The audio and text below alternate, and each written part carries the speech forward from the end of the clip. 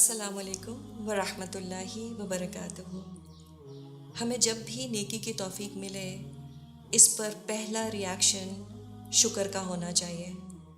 शुक्र इस बात का कि अल्लाह ने मुझे इस नेकी की तौफीक दी, और साथ साथ इस बात का डर कि अल्लाह मुझसे ये तौफीक वापस ना ले ले।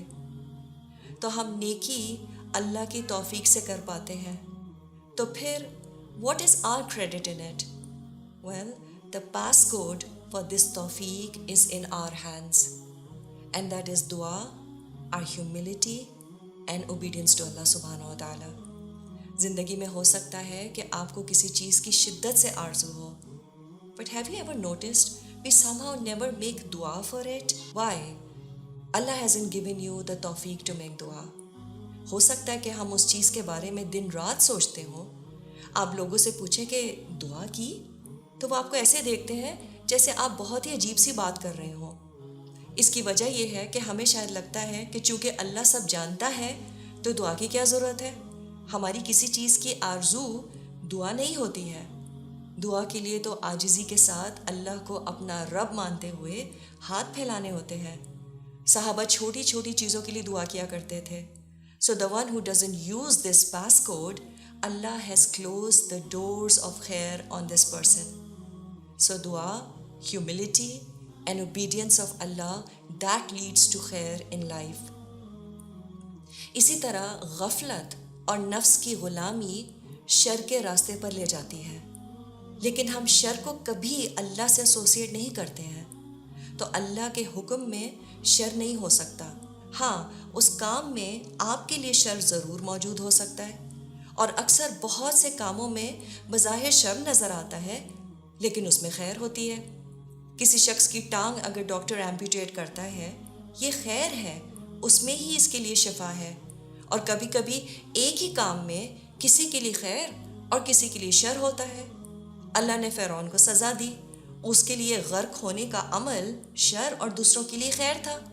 वो जो बाज आ गए, उसकी मौत को देख के उनके लिए भी खैर, और वो जिनको फ़िरौन से आज़ादी मिल गई उनके लिए भी खैर। बट फॉर द हक और फॉर खैर to spread, mutual cooperation is a must. इसी तरह शर और बातिल किस चीज़ से फैलता है? तासुब से। When you have ego issues, when people are bias. इस कंपेटिटिव वर्ल्ड में हमें आम तौर पर दूसरों की कामयाबियाँ ज़्यादा अच्छी नहीं लगती। We very easily feel insecure and we become biased towards these high achievers. और चाहे वो जितना अच्छा काम कर रहे हों, हम उनसे कॉपरेट नहीं करना चाहते। So am I biased? Do I have ego issues? Do I focus on work or I focus on the person doing that work?